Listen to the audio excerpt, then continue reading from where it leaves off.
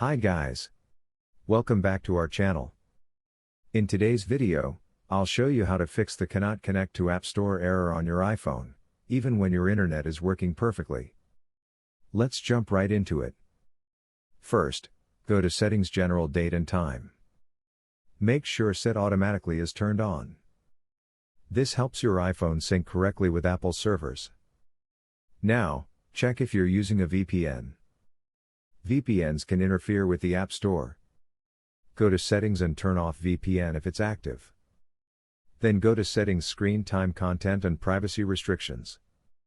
Tap iTunes and App Store Purchases. Set everything to Allow, or just disable content and privacy restrictions altogether.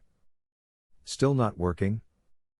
Go to your Apple ID settings, scroll down, and tap Sign Out. After signing out, restart your iPhone, then sign back in. This usually fixes the issue by resetting your connection to Apple servers.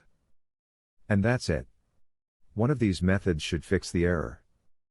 Thanks for watching.